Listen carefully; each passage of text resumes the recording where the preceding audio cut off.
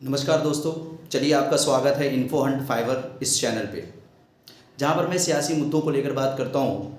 सियासत से संबंधित जो भी इन्फॉर्मेशन है वो आप तक पहुँचाने की कोशिश करता हूँ। अगर वीडियो अच्छी लगे तो सब्सक्राइब कर लीजिएगा, बेल आइकन प्रेस कर लीजिएगा। मेरे द्वारा दी गई हर सियासी इन्फॉर्मेशन आप तक पहुँचती रहेगी। आज मैं बात करूँगा पश्चिमी यूपी के कैराना सीट को लेकर, जो कि इस समय बहुत चर्चा में है। कैराना लोकसभा सीट जो पश्चिमी यूपी का है वो चर्चा में तब आया था जब वहाँ से हिंदुओं के पलायन की बात की गई थी, और इस मुद्दे को बीजेपी की तरफ से बहुत ज़्यादा प्रबल तरीके से उठाया गया था। आज मैं उसी चर्चित सीट के बारे में चर्चा करूँगा। आपको मैं बताऊँ, जैसा कि आप जानते भी होंगे कि कैराना, जिसका ऐतिहासिक नाम क्या है, कर्णपुरी है ना, जो कि बाद में चलकर क्या बन गया, कैराना बन गया। ये कैराना जो है ये शामली ज़िले में है, जिसके अंतर्गत 5 विधानसभा क्षेत्र आते हैं, जिसमें नकुड़ है, गंगोह है, कैराना है, थाना भवन है और शामली विधानसभा क्षेत्र। ये 5 विधानसभा क्षेत्र इस लोकसभा सीट के अंतर्गत आते हैं, जिसमें नकुड़ और गंगोह से इस समय बीजेपी के विधायक हैं। अगर कैराना की हम बात करें तो कैराना से सपा विधायक है, जो कि इस समय जो इंडिया गठबंधन की तरफ से उम्मीदवार को खड़ा किया गया उनके भाई हैं, उस पर भी हम लोग बात करेंगे। और थाना भवन और शामली से आरएलडी के बीच में क्या है, विधायक है। और ये जो क्षेत्र है ये क्या है, मुस्लिम बहुल क्षेत्र है। और इस समय यहाँ से जो एनडीए गठबंधन या आप कहें कि बीजेपी के जो उम्मीदवार हैं वो कौन है, प्रदीप चौधरी है। और दूसरी तरफ इंडिया गठबंधन के उम्मीदवार जो हैं वो क्या है, इकरा हसन है। ठीक है, इन दोनों के बीच कहा जा रहा है कि बहुत जोरदार यहाँ पर टक्कर हो रही है। और कुछ सर्वे में ये निकल कर आया भी है कि कहीं ना कहीं हो सकता है कि इकरा हसन ये सीट को क्या कर लें, जीत ले, यानी इंडिया गठबंधन के पाले में ये सीट जा सकती है। अब उसका कारण क्या है, उसका कारण ये है कि यहाँ से जो एनडीए गठबंधन के प्रदीप चौधरी जी उम्मीदवार हैं, जनता का आक्रोश उनको झेलना पड़ रहा है, जनता की नाराजगी झेलनी पड़ रही है।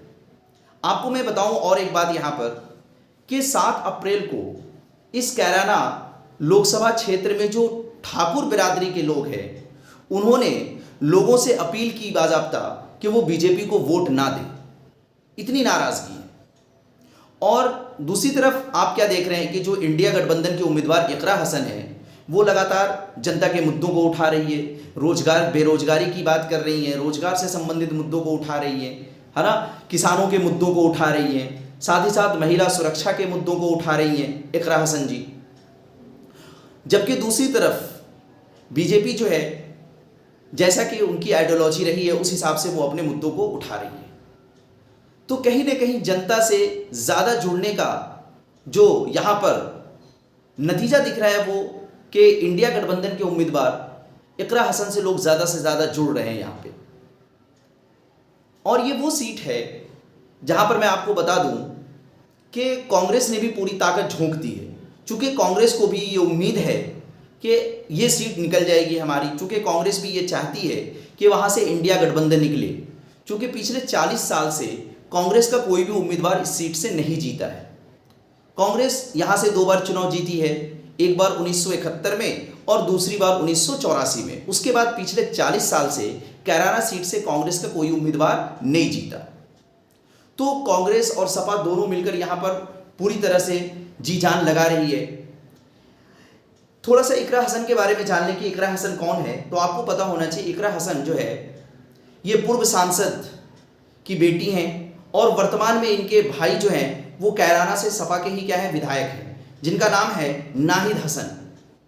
इकरा हसन की शुरुआती तालीम या शुरुआती शिक्षा जो हुई थी वो कहाँ से हुई थी, तो आपको पता होना चाहिए कैराना से ही हुई थी। लेकिन बाद में इन्होंने दिल्ली से शिक्षा प्राप्त की, ग्रेजुएशन दिल्ली से इन्होंने किया और उसके बाद ये लंदन चली गई। लंदन में इन्होंने है ना वहाँ से पीजी किया, जिसमें पीजी में उन्होंने जो है वो लॉ और पॉलिटिकल साइंस से इन्होंने पीजी किया। और ये चर्चा में 2021 में आई जब सीए के मुद्दों को लेकर लंदन में इन्होंने क्या किया था, विरोध प्रदर्शन किया था। तो वहाँ से ये चर्चा में आई और 2021 में ही स्वदेश वापस आ गई। और 2022 के यूपी के विधानसभा चुनाव में इन्होंने अपने भाई का है ना पुरजोर साथ दिया, चुनावी रैलियों में शामिल हुई, तो पूरी तरह से एक्टिव हो गई ये 2022 में ही। ठीक है, और चूंकि जनता की वहाँ पर क्या है, एक तरह से नाराज़गी है बीजेपी उम्मीदवार को लेकर, है ना, जब ठाकुर समुदाय के लोगों ने, है ना, ये अपील की लोगों से कि बीजेपी को वोट ना दें, तो माननीय राजनाथ जी और भी बड़े नेता, है ना, वहाँ के इस समुदाय को मनाने की कोशिश की, लेकिन अभी तक नाराज़गी कहीं न कहीं वो बनी हुई है। अब देखना ये है कि इस चुनाव का रुख किस ओर जाता है ना। जहाँ तक कुछ लोगों का दावा है कि इकरा हसन इस सीट को जीत सकती है, वहीं पर दूसरी तरफ एनडीए उम्मीदवार भी ये दावा कर रहे हैं कि नहीं, ये सीट जो है वो बीजेपी के पक्ष में जाएगा। लेकिन अब ये तो वक्त बताएगा, वक्त के गर्भ में ये बात छुपी हुई है कि ये कैराना का सीट किसकी तरफ जाएगा। लेकिन हाँ, टक्कर जो है ये ज़ोरदार की टक्कर है, चूँकि इकरा हसन जो है ना, अपने चुनावी रैली के लिए उन्होंने जो है कांग्रेस सचिव प्रियंका गांधी की भी मांग की है ना। दूसरी तरफ उन्होंने जो है अखिलेश यादव की पत्नी डिम्पल यादव से भी गुजारिश की है कि वो भी चुनाव प्रचार में शामिल हो। तो ज़रा सोचिए, डिम्पल यादव अखिलेश यादव की पत्नी और दूसरी तरफ प्रियंका गांधी, ये सारे के सारे लोग चुनाव के मैदान में वहाँ पर इकरा हसन के लिए वोट मांगेंगे, तो सोचिए माहौल क्या होगा। और चूंकि ये प्रदीप चौधरी गुर्जर समुदाय से आते हैं, तो उसके लिए सचिन पायलट की भी डिमांड की है इकरा हसन ने कि सचिन पायलट को भी चुनाव के लिए यहाँ पर, है ना, भूमिका बनाने के लिए भेजा जाए। और कांग्रेस इन सारी बातों को मान भी रही है। तो अगर देखा जाए तो कैराना की सरजमीन पर, है ना, इस समय इंडिया का वर्चस्व दिख रहा है ना, वो पूरी ताकत झोंक रही है। तो ऐसी उम्मीद जताई जा रही है कि हो ना हो कि ये सीट जो है वो इंडिया गठबंधन के पाले में चली जाए। तो वक्त का इंतज़ार करेंगे, हम भी इंतज़ार करेंगे, आप भी इंतज़ार करिए, देखिए ये सीट किसके पाले में जाती है। Okay, thank you.